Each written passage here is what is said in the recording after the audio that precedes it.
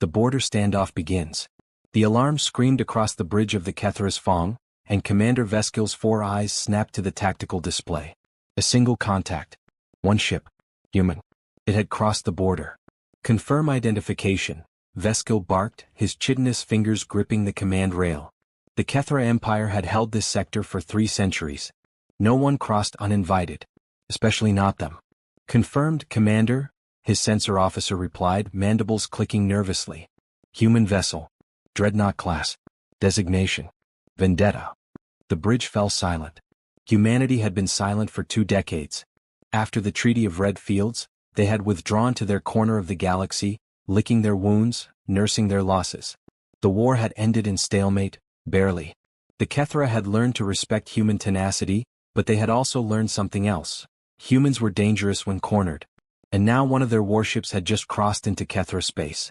Is it alone? Veskil asked. Scans show no escorts, no fleet signatures. Just the one ship. Veskil's claws tightened. One ship. Either humanity had gone mad or this was a test. Either way, it was his problem now. Hail them. Demand immediate withdrawal. The communications officer worked quickly, sending the demand across subspace channels. Seconds passed. Then a full minute. The Vendetta continued on its trajectory, slicing deeper into Kethra territory like a blade through silk. No response, Commander. Veskil's breath hissed through his spiracles. Send it again. All frequencies. An alert, High Command. Now. Within minutes, the message had rippled across the Empire. Within an hour, it had reached the Galactic Council. Within 2 hours, every species with a stake in the fragile peace was watching. A human battleship. An enemy space. Silent. Aboard the Vendetta, Captain Elias Crane stood alone on the observation deck, hands clasped behind his back. The stars stretched before him, cold and infinite. Behind him, Kethra space hummed with activity. Patrol ships scrambling, battle stations lighting up like fireflies in the dark. He knew they were watching. He knew they were afraid. Good. Captain, came the voice of his executive officer, Lieutenant Amara Chin, through the comm, we're receiving hails. Kethra, VRYNN Confederacy, even the Council. They're demanding we explain ourselves. Ignore them, Crane said quietly. Sir, with respect, they're mobilizing fleets. The Kethra have 6 cruisers moving to intercept. If we don't respond. I said ignore them, Lieutenant. There was a pause. Then, aye, Captain. Crane closed his eyes. He could see them in his mind, faces he would never forget. The colony on Hadley's Gate. 3,000 souls. Men, women, children. Gone in a single night. The Kethra had denied responsibility. The Council had called it a tragic misunderstanding. The treaty had been signed before justice could be served. But Crane remembered. He remembered the distress calls. The screams. The silence that followed. And he remembered the promise he had made. In the Grand Chamber of the Galactic Council, chaos reigned. This is an act of war. Ambassador Threll of the Kethra Empire slammed his foreclaw against the podium. A violation of the treaty? Humanity must be held accountable. Perhaps, replied Ambassador Yaren of the VRYNN Confederacy, her tone measured, we should ask why they have done this before we assume intent. Why? Threll's voice dripped with venom. Because they are human. Reckless. Aggressive. They cannot accept peace. Or, interjected Counselor Memphis, the ancient arbiter, perhaps they seek something we do not yet understand. Then let them speak. Threll roared. Let them answer for this madness. But humanity's representative, Ambassador Keiko Tan, sat in silence. Her face was calm, unreadable. She had received no orders from Earth. No explanation. Nothing. She knew Elias Crane. She had served with him once, a lifetime ago. And if Crane had crossed that border, he had a reason. A damn good one. Ambassador Tan, Memphis said softly. Does Earth have a statement? Tan met his gaze. No, Counselor. Not yet. The chamber erupted. Back on the Vendetta, Crane walked onto the bridge. His crew turned to look at him. 37 souls who had volunteered for this mission knowing full well they might never return. They were the best humanity had. Loyal. Brave. Unbreakable. Status, Crane said. Kethra Intercept Fleet will be in weapons range in 40 minutes, Chin reported. They're demanding we power down and prepare to be boarded. Let them demand. Captain. Chin hesitated. If we don't turn back, this becomes a shooting war. The treaty? The treaty, Crane interrupted, his voice like iron, was written by politicians who never saw Hadley's Gate, who never heard the screams, who never had to tell a mother her child was gone. He stepped to the forward viewport, staring into the abyss. "We're not turning back, Lieutenant. Not until we find what we came for." Chin swallowed. "And what is that, sir?" Crane's jaw tightened. "The truth. The truth beneath the silence." The Kethra intercept fleet moved like a steel net closing around prey. 6 cruisers, each bristling with plasma batteries and missile pods, formed a crescent formation ahead of the Vendetta. Commander Veskil watched from the bridge of the Fong, his confidence returning as overwhelming firepower surrounded the lone human ship. "They cannot possibly believe they will survive this," his tactical officer muttered. Veskil wasn't so sure. He had fought humans before. They didn't surrender easily. And they rarely did anything without a plan. "Range in 5 minutes, Commander. Weapons hot." "Hold fire until I give the order," Veskil commanded. "But target their engines. If they make any aggressive move, cripple them." The fleet tightened its grip. And still the Vendetta did not slow. On Earth, in the Unified Command Center deep beneath Geneva, Fleet Admiral Marcus Holt stared at the tactical display with growing dread. The Vendetta was a single red icon surrounded by hostile contacts. Every news feed in human space was broadcasting the standoff. Every government was demanding answers. He had none to give. "Sir," his aide said quietly, "the Council is threatening sanctions. The Kethra are calling for immediate military action. We need to recall Crane before this spirals." "I can't recall him," Holt said through gritted teeth. "He's not responding to any communication." "Then send ships to intercept him. Bring him back by force if necessary." Holt turned, his eyes blazing. "You think I haven't tried?" Crane disabled his remote override codes before he left. "He's running dark. The only way to stop him is to blow him out of space ourselves." The aide paled. "Sir, we can't." "No, we can't." Holt looked back at the display. "Which means all we can do is watch. And pray Crane knew what he was doing." Aboard the Vendetta, the bridge was silent except for the hum of the engines and the steady ping of Kethra targeting locks. "They have us bracketed, Captain," Chin reported. "Full weapons lock. They're not bluffing." "Neither are we," Crane replied calmly. He tapped a command into his console. "Helm new heading. 047 Mark III. The helmsman hesitated. "Sir, that's deeper into their space. Toward the Kethra core worlds." "I know." "Captain," Chin stepped closer, lowering her voice. "If we go further, there's no turning back. They'll open fire." Crane met her eyes. "They were always going to open fire, Lieutenant. The question is whether we complete the mission first." Chin studied his face, the lines of exhaustion, the burden of command, the weight of something she couldn't quite name. She had followed him into hell before. She would do it again. "Aye, Captain." Setting course. The Vendetta turned, angling away from the Kethra fleet, and driving deeper into the Empire. Commander Veskil felt his blood run cold as the human ship changed course. "They're heading toward the Valeth system," his sensor officer reported, confusion in his voice. "Why would they?" Veskil's eyes widened in sudden understanding. "Valeth. The black site. The research station. The place that officially didn't exist. All ships." Veskil roared. "Intercept course. Do not let that ship reach Valeth. Fire at will." The Kethra fleet erupted with fire. Plasma bolts and missiles streaked through space, converging on the Vendetta like a storm of light and death. And the human ship danced. Point defense systems flared to life, shredding incoming missiles. The Vendetta rolled, twisted, dove, moving with a grace that seemed impossible for something so massive. Railgun turrets swiveled and fired, picking off missiles with surgical precision. But there were too many. A plasma bolt clipped the portside shields, sending energy cascading across the hull. Another punched through, scoring a black wound across the armor plating. "Shields at 60%, Chin called out. "Hull breach on deck 7. Damage control teams responding." "Keep us on course," Crane ordered. "They're flanking us, Captain. 2 cruisers moving to cut off our approach. Then go through them." Chin's eyes widened. "Sir?" Crane's voice was ice and fire. "You heard me. All power to forward shields. Prepare main guns." The Vendetta surged forward, accelerating directly toward the 2 Kethra cruisers blocking its path. For a moment, both sides seemed frozen in disbelief. Then the human ship opened fire. The main railguns, massive spinal-mounted cannons designed to crack open capital ships, spoke with the voice of thunder. Tungsten slugs moving at a fraction of light speed punched through shields like paper, tore through armor like cloth. The first Kethra cruiser shuddered, its midsection erupting in fire and venting atmosphere. The second tried to evade, but the Vendetta was already past, leaving destruction in its wake. Direct hit, someone on the bridge shouted. Their formation is breaking. But Crane felt no triumph. Only grim necessity. Time to Valeth? 18 minutes, Captain. Then we hold for 18 minutes. In the council chambers, the broadcast feed showed everything.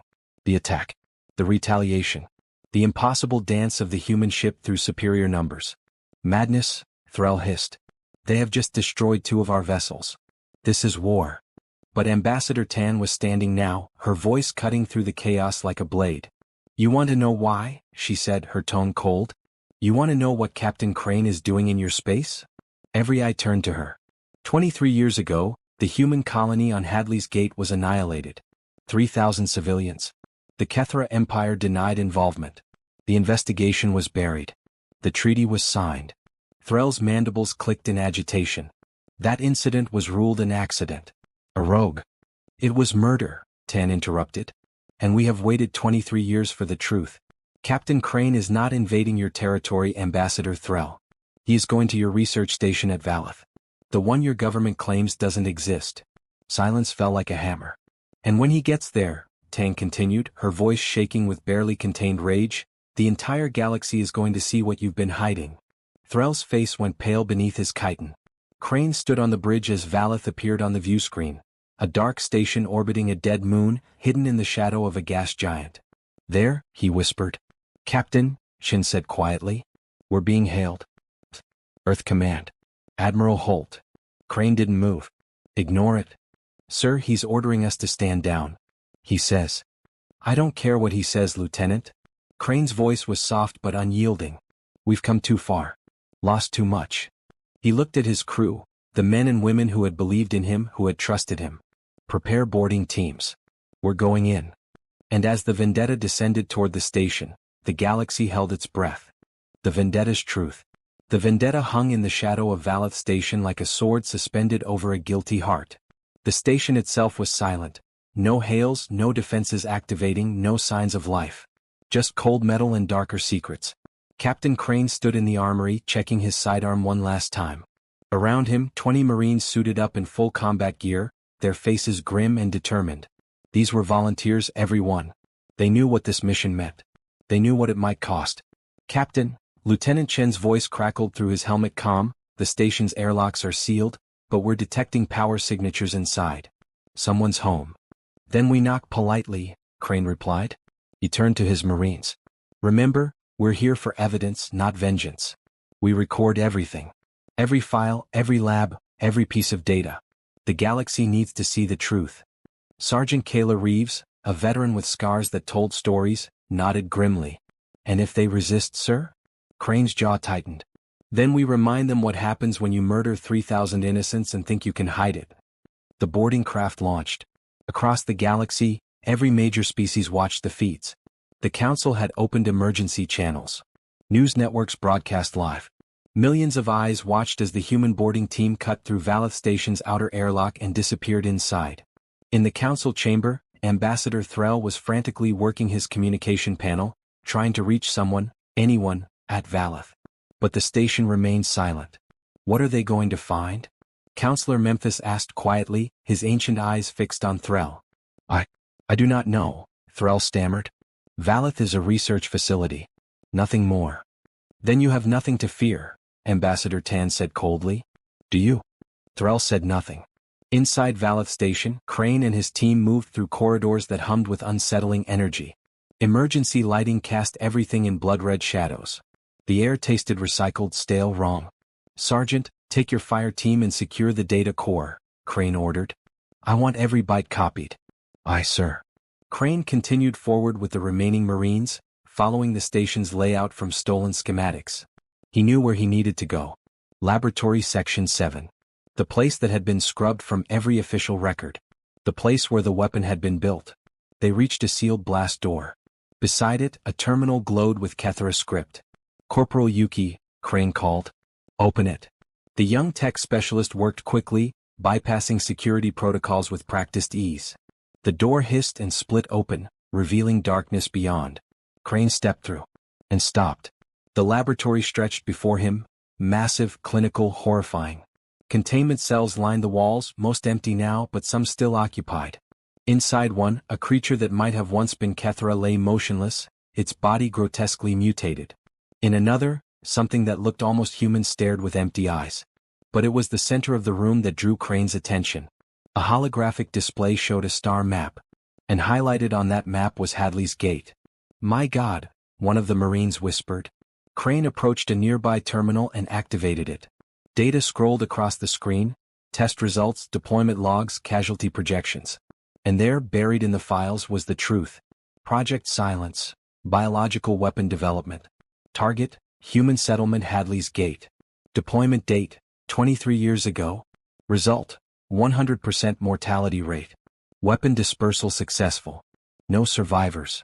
Conclusion, pathogen viable for large-scale deployment. Recommend expansion to additional human colonies pending authorization. Crane felt his hands shaking. All these years. All the denials. All the lies. They had done it deliberately. Murdered 3,000 people as a test. "Captain," Reeves said softly, her voice thick with emotion. "We're recording everything. The galaxy will see this."